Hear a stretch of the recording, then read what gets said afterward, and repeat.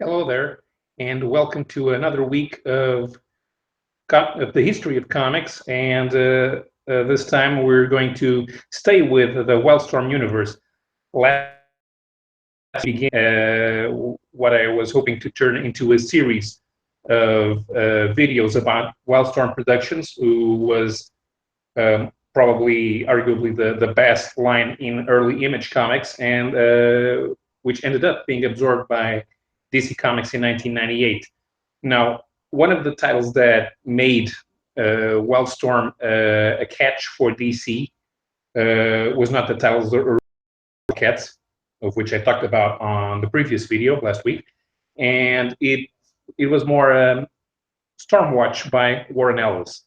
Now, although Stormwatch were not the main cast members of the Fire from Heaven crossover, which sort of changed the landscape of the WildStorm universe, they ended up taking center stage because they were the ones with the most changes, especially because the new writer, Warren Ellis, who at the time was known mostly from doing Excalibur and Doom 2099 for Marvel, was kind of free to mess around with the politics of the WildStorm universe. The Stormwatch team, as they were a group of superhumans that were employed by the United Nations, and they fought mainly superpowered terrorist menaces. And while they were mostly used to blow up stuff in the early days, with Jim Lee heavily involved in the editorial output, Warren Ellis, he was better at understanding what the politics of the United Nations were, and how an overzealous member of the superhero community could exploit those politics for his own personal gain. So he started writing Stormwatch from issue number 37, still at Image Comics, and he stayed with the title until issue number 50, after which it was rebooted for another 11 issues. Then the title was canceled, and Warren was able to start with his best-known title for the publisher, which is The Authority. At the time, it was the greatest success, but it all started here with Stormwatch. So this is volume 1 of the Stormwatch collections. Now they're both available. Now the series is available in a sort of omnibus format with two volumes that basically has all of the Stormwatch issues from 37 to 50 plus 1 and 11. This one is a much more affordable format when it came out about 12 years ago, I think. Yeah, and they were not published in their correct order, but you can read them in the correct order. So the first one has issues 37 to 42, and the first thing that Warren Ellis did was reassemble the team, downsizing them and making a bit more sense of how all the divisions were structured. So we kept a lot of the original members. The team leader, Henry Bendix, kept a lot of the original members inactive. And what he did, let's see if I can find here the page. He ends up recruiting another group of people, but what happens here? There it is.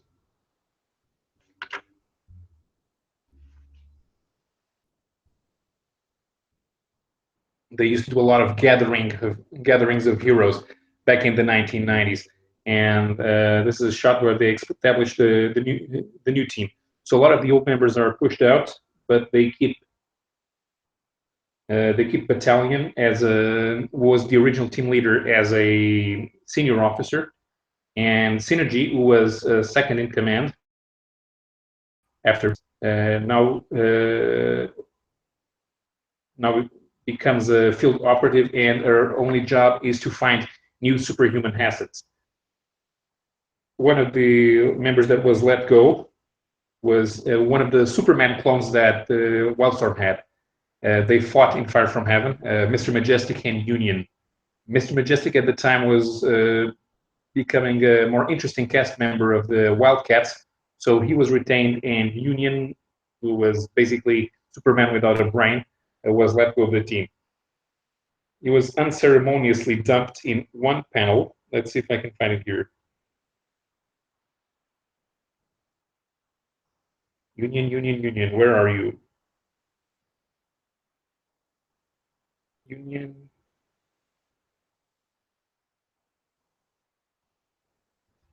Where's Union?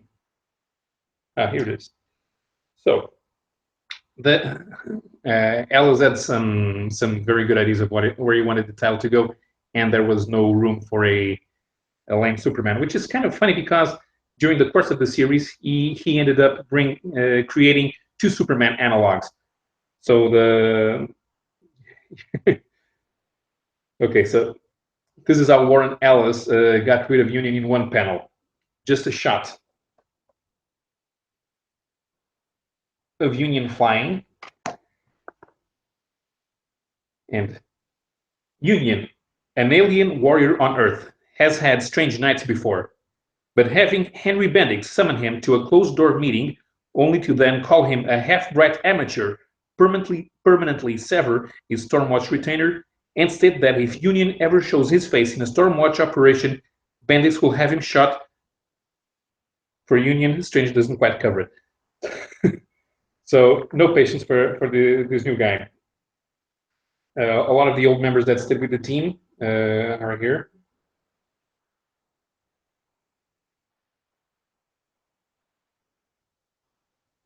Okay, now battalion is removed from field duty, but the crux of it. Elstrike and Fahrenheit over here are two of the members that stay with the team.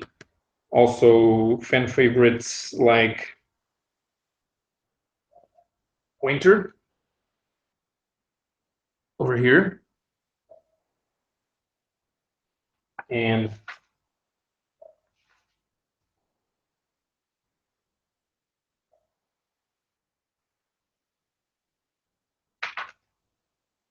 of course Fuji down here. They stay with the team, and for the first series, for the first set of issues, they ended up finding a lot of superpowered menaces. They don't go very far. What Bendix does here is he tries to establish his and using the superhuman assets as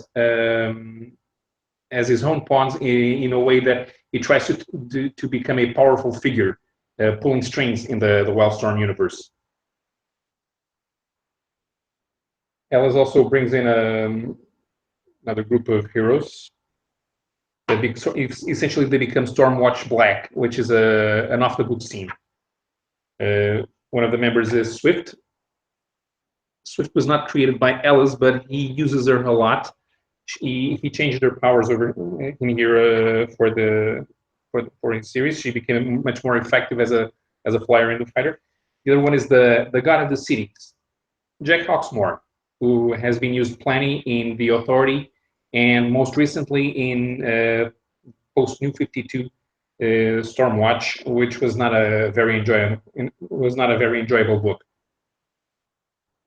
And finally, Warren Ellis's mouthpiece. Okay, here's a better shot of the main members of the team. The more heroic Elstrike, Winter, and Fuji. But the person that personified Warren Ellis in here was a British warrior, a British woman named Jenny Sparks, who was the spirit of the 20th century. Jenny Sparks is not used very much in here. This is still very familiar to previous Stormwatch readers, but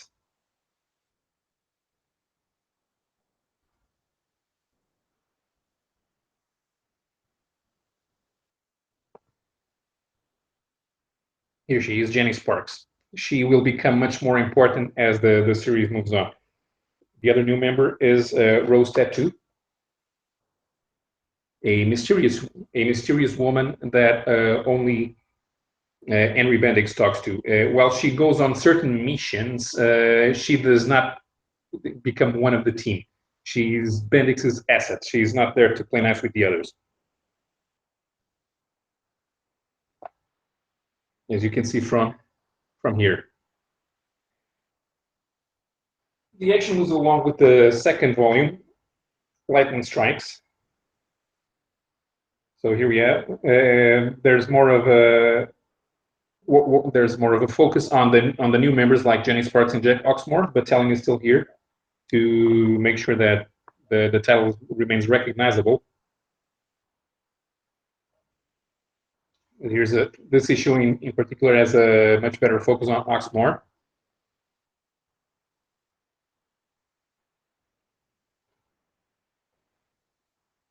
And well, in this second volume, which covers issues 43 to 47, sorry about that. It's kind of hot in here. It's been over 40 degrees Celsius here in Portugal. I'm not sure if you heard there was a big forest fire that killed over 60 people about 150 miles from where I live. So we've been having a rough day, and I'm completely sweaty over here. Warren Ellis takes time to use his patented humor. For example, there's been a superhuman serial killer on the loose, and he is the illegitimate love child of JFK and Marilyn Monroe.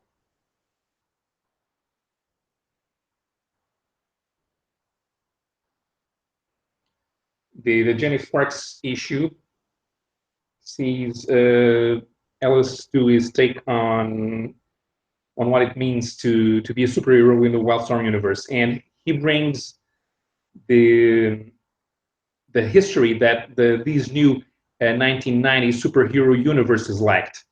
And he begins by having Jenny Sparks active throughout the 20th century. So here she is doing her then there bit. For British writers, then there is a reference. Many of them bring his sensibilities over to superhero stories or to science fiction stories. But on the next page, as you go from the pulp era to the golden age of comic books, this looks like a regular golden age superheroes. Of course, with some new dialogue. Then it's kind of reversed here. We have the woman saving the man who was tied up, and this detective says, "I love you, Jenny. Let's go to bed." And Jenny Sparks is not amused. Do I look desperate to you? There's room for a lot of wordplay here. Ellis plays does his bit on this. Will Eisner's The Spirit.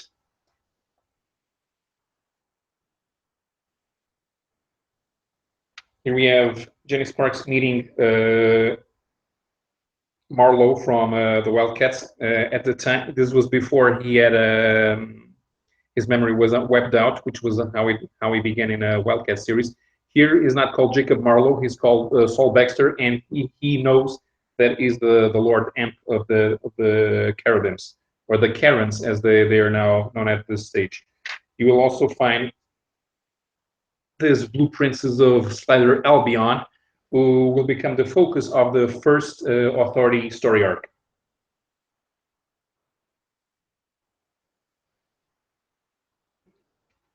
Here's a Silver Age bit. Sparks joining a team that looks like the Avengers. It did not work out. And then we have Watchmen. And Jenny Sparks was there for all of this. But then Battalion has his own day off. it goes badly, and he has to extract himself from a dangerous situation. And the last pages of this volume, they set up the story that becomes 48 to 50. Here's another Superman analog, John Cumberland, that will become the main villain. He's not really a villain. That's exactly the problem. He's not the villain. He wants to change the world, and so he goes against the status quo, and Bendix will have to take him out. Another set of jokes here.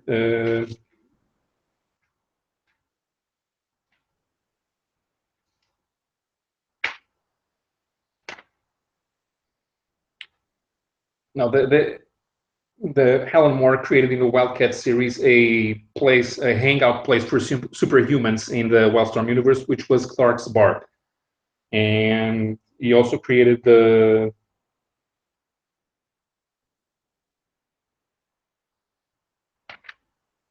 last, I think it's the last shot. This one's in Russian. It will appear in Planetary, but they go to bars a lot here, mostly Clark's Bar. So this is a sex joke by Hellstrike. Hellstrike and Fuji are energy beings. So supposedly they don't have a sex life. Hellstrike here manages to figure out how he can use his powers for a sex life. Fuji will make a similar joke in a future volume, but not here.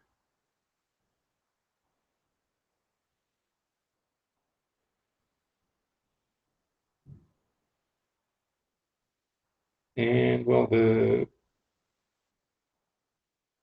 last issue is mostly Jim Lee doing a lot of pinups. So not very well. The art is beautiful. It's not very interesting from a story point of view. So we now move to the most interesting of these volumes, which is Change or Die. This is the third of 5, but it's here that Warren Ellis has his best stories.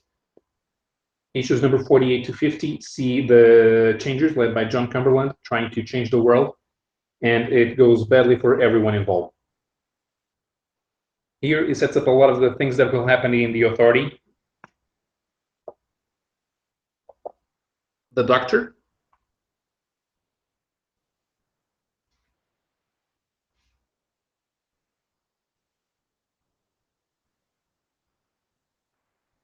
And let's see if I can find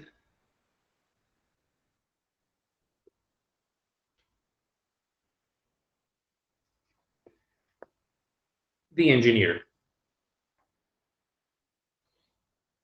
They begin changing the world, giving the world what it needs. There, others change the world in different ways. This one is a serial killer of despots, and this one just basically makes people go nuts by challenging their perceptions. There's a Wonder Woman analog in there as well, but it's mostly about this guy, also known as the Eye.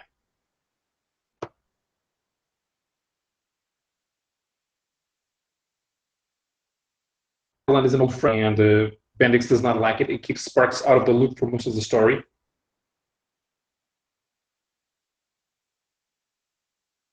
Ends up here's Henry Bendix meeting Rose Tattoo. Rose Tattoo also worked with the Changers, but he recruited her. This is how Bendix met Rose Tattoo for the first time. This is made to look like a Nick Fury spy story.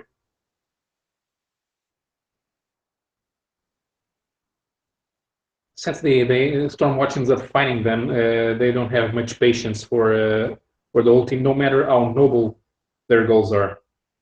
Especially after, as to the scene, they don't really like how all this was set up.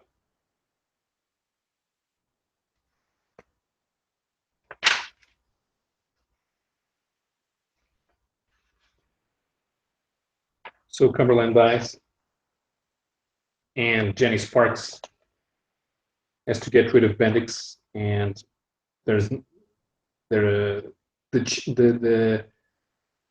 time for change is over, and everything remains the same. So that story ends halfway through the third volume, and then we have the new WildStorm series and the new Weatherman. Instead of Henry Bendix, Weatherman is the leader of Stormwatch. Is no longer Henry Bendix, but Jackson King Battalion.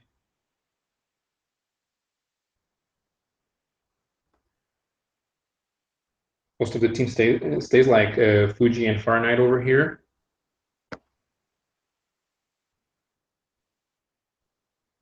Also Hellstrike and Flint.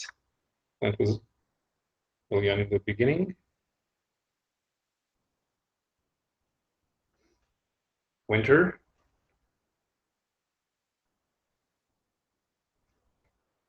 Here she is, Flint. She's the only African member of the team. There was an attempt at doing an international team, but as usual, Americans dominated the lineup.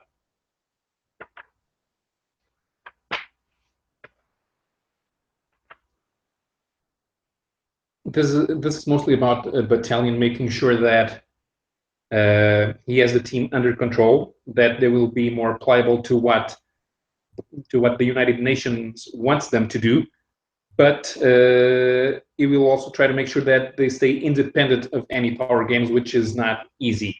The thing about if you try to do good in the story here is that if you try to do good in a political arena, you will end up either having to make choices that are contrary to your morals, or you will fail in fighting against those that have no morals.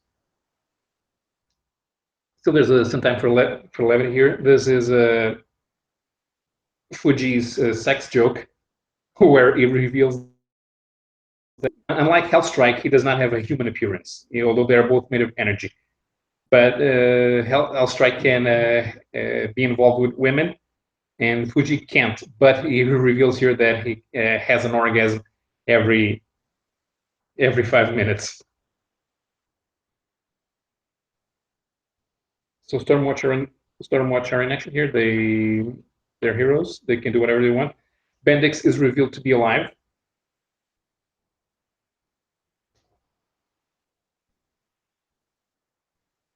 About that. Final World is issues number 4 to 9. The first three issue story arc introduces those that will be 2 new members of the Authority, the most famous couple, most famous homosexual couple in comic books, the Superman analog Apollo and the Batman analog, the Midnighter. This is what Warren Ellis wanted to write about. He wanted to use the concepts of the familiar superheroes in a more adult setting, and that's what he can do here. The Apollo and the Midnighter worked for an off-the-books team led by Henry Bendix. They were Justice League analogs. The other members over here.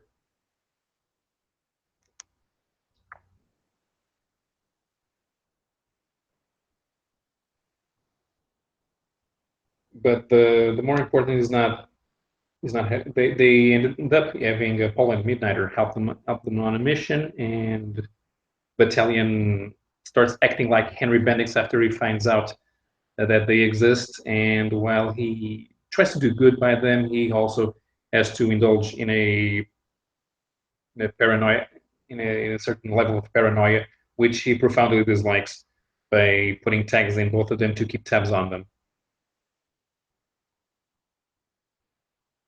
Then we have issues number 7 to 9, and with Brian Itch on the art. It starts in a strange way because instead of having the regular Stormwatch team, Jack, without explanation, Jack Hawksmoor is the new Weatherman, and Free Fall from Gen 13 is his personal bodyguard. And Hawksmoor here is walking with a cane. He no longer uses his powers. And it's not until a few pages later that we find out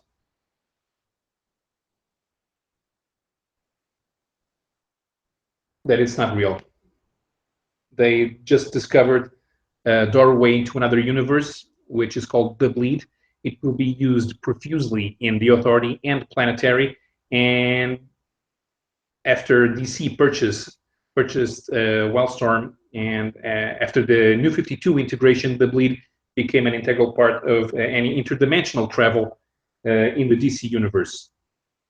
All the heroes who appear here, members of Wildcats and Webworks and Gen 13, are with Stormwatch in this alternate universe, and it ends with Hawksmoor having to.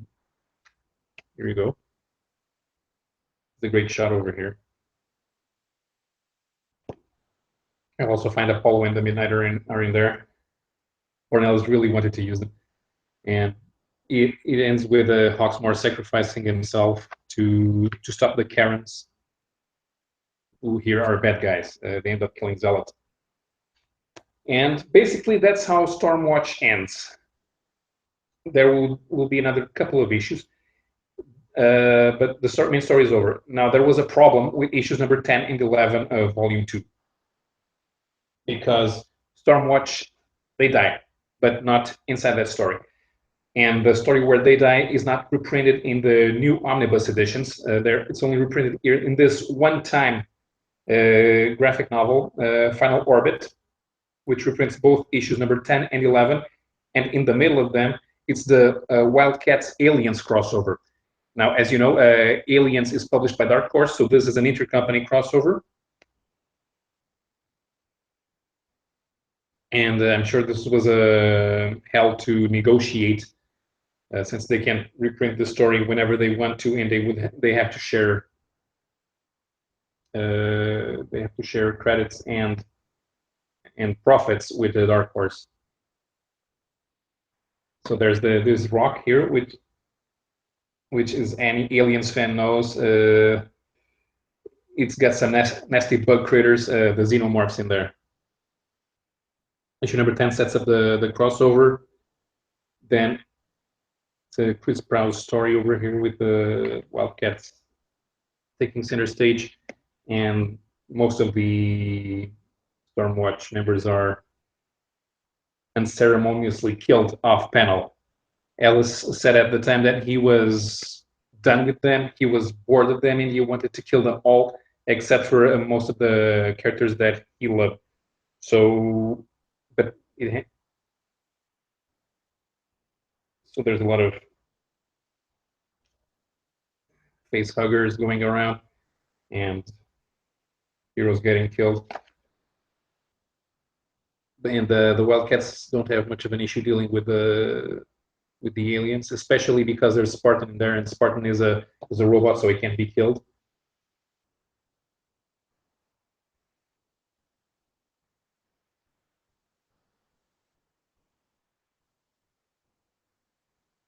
I'm not sure you can see the dark itself. The art itself is very dark, but this is how Fahrenheit died. Most of the original members of Stormwatch are killed unceremoniously. Here they're still hiding out, but Winter will be one of the characters who will sacrifice himself.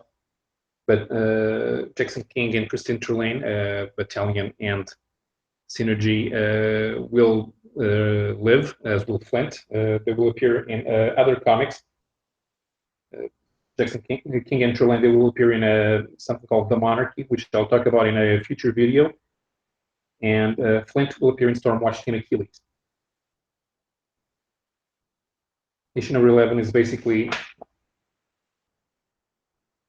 the funeral and Stormwatch being wound down until in the end there's some hope, because Jenny Sparks finally manages to locate and kill Henry Bendix.